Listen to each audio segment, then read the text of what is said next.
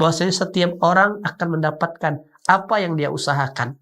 Artinya, sebelum berbicara rezeki tentang rezeki bersyukur, rezeki ketaatan, rezeki ketakwaan, rezeki nomor satu adalah rezeki yang paling dasar. Orang harus melewati proses ikhtiarnya dulu.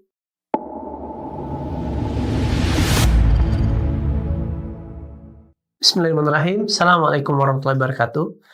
Alhamdulillah atas izin Allah, dimulai dari pesakitan berubah menjadi sebuah pencapaian prestasi, dan ternyata keberkahan dari Allah terus berlanjut sampailah prestasinya ujian akhir nasional. Saya masuk bukan ujian sekolah ya, tapi ujian akhir, bukan ujian ranking di kelas, tapi ranking satu angkatan. Saya masuk 5 besar kalau tidak salah waktu itu.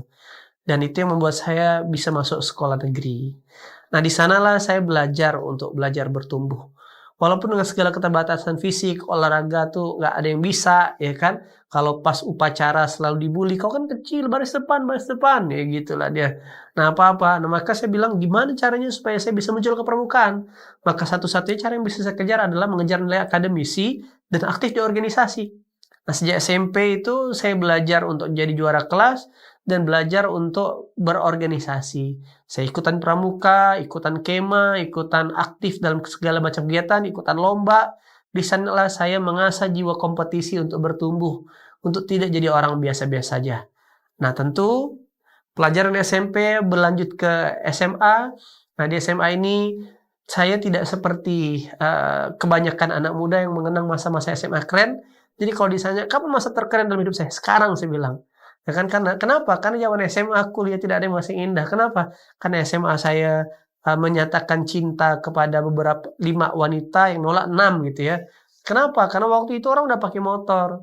Anak-anak muda udah pakai motor. Keren tuh udah kalau dijemput pacarnya pakai motor. Saya nggak punya motor.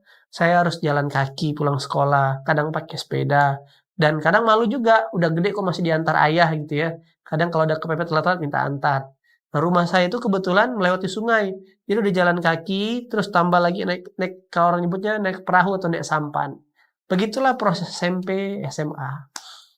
Nah, dan makanya tidak terlalu banyak kenangan karena saya tidak terlalu punya sesuatu yang bisa dibanggakan waktu zaman itu. Sampailah akhirnya atas izin Allah perjuangan daripada cita-cita kedua orang tua supaya jadi orang hebat masih berlanjut. Di antara turunan keluarga saya satu-satunya yang diperkenankan untuk bisa kuliah keluar Kalimantan Barat. Berangkat pakai kapal, ya kan, diantar oleh sampai 2 pickup, kadang rame dengan bekal, rame yang ngantar, karena dianggap kalau sudah bisa keluar kota itu bakal jadi orang. Nah, disitulah saya belajar hidup lebih dewasa lagi. Di saat sampai kuliah ke Tanah Yogyakarta, saya sudah berpikir gimana harus bisa menjadi orang sukses. Gimana pulang kampung saya harus jadi orang kaya raya. Maka peta menuju kekayaan saya cari. Saya cari seminar-seminar yang sifatnya gimana jadi kaya. Nah, akhirnya berawal pingin masuk kedokteran supaya profesi itu jadi mahal bayarannya.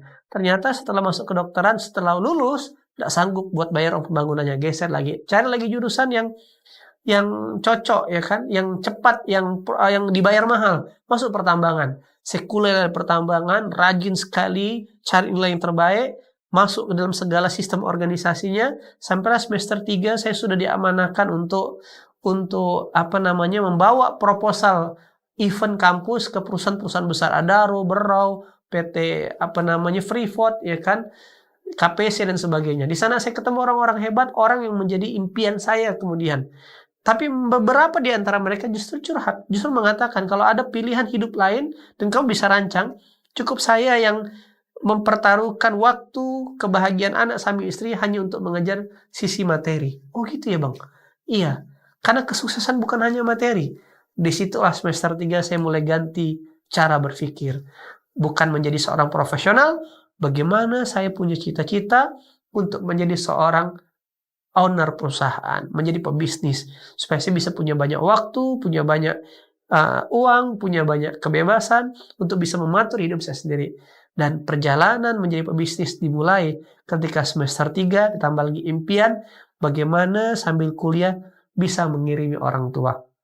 Maka saya belajar dagang, mulai dari belajar jualan sepatu, jualan emping, berbagai macam jualan, sampai jualan calo tiket pesawat. Yang udah itu klimaks pembelajaran tuh pas jual tiket pesawat. jual tiket kapal. Jadi ada orang pasang pengumuman pulang kampung warga mahasiswa Kalbar Yogyakarta, Yogyakarta dari Kalbar. Pakai nama saya. Bukan pakai nama saya, namanya sama. Tapi orang-orang pikir saya. Orang pada kontak, EN. Ternyata, saya ladenin sekalian. Karena kebetulan ayah saya juga agen travel di Pontianak. Terkumpul hampir 200 transaksi tiket dari saya. Kurang lebih butuh 5 bus. Oke, ini lumayan nih. Satu transaksi itu saya dapatnya 15.000. Kalau 200 kan berarti hampir 3 juta. Lumayan, alhamdulillah. 3 juta itu angka yang fantastis. Untuk saya cuma dikirim 300.000 sebulan. Berarti saya punya kesempatan 10 kali lipat kemajuannya. Ternyata pas Hamin seminggu mau booking busnya. Tiket kapal udah busnya. Ternyata ada acara kepresidenan. Seluruh bus di Yogyakarta habis. Aduh, saya bilang mati lah saya. Pas hari H-1 cuma dapat 2 bus. Sisanya habis itu ngeteng. Itu pun udah berdebar-debar kapal jam 9 malam. Dan ini satu-satu kapal terakhir di jadwal liburan itu. Nggak ada lagi kapal. Pesawat belum terlalu familiar waktu itu dan harganya mahal. Bisa 1,5 juta sampai 2 juta di zaman itu. Akhirnya jam 3 baru datang bus. Kloter pertama jalan. Berarti masih ada 100 lagi nih. Gimana caranya? Akhirnya kontak, pakailah dipecah. Pas Ramadan. Begitu azan berkumandang, Allahu Akbar, belum ada kepastian lagi. Di situ ada lagi. Ini saya masih semester 3. Yang saya ajak pulang semester 8, semester 10, semester 12.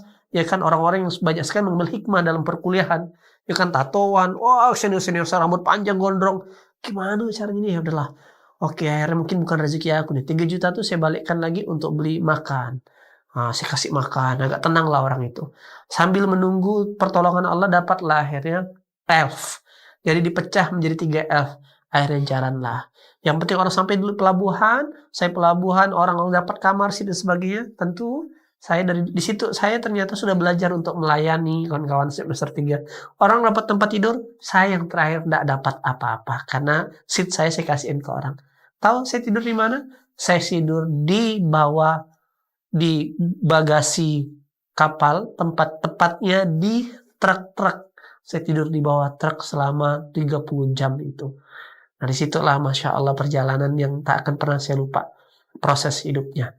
Dan itu yang membuat saya sampai seperti ini. Apa kisah hikmah dari peristiwa ini? Allah sudah sampaikan di surah An-Najm ayat ke-39. Bahwasanya setiap orang akan mendapatkan apa yang dia usahakan. Artinya, sebelum berbicara rezeki tentang rezeki bersyukur, rezeki ketaatan, rezeki ketakwaan, rezeki nomor 1 adalah rezeki yang paling dasar. Orang harus melewati proses ikhtiarnya dulu. Nah, baru bisa merasakan daya ungkit rezeki. Jadi kita akan mendapatkan apa yang kita usahakan. Dan ini Allah sudah janjikan buat seluruh makhluknya, terutama buat para manusia, akan mendapatkan apa yang didapatkan. Pertanyaannya, sudahkah kita berusaha sampai di titik terbaik dalam kehidupan kita? Nah, kalau belum, lihatlah. Allah nggak akan pernah bohong, surah An-Najm 39.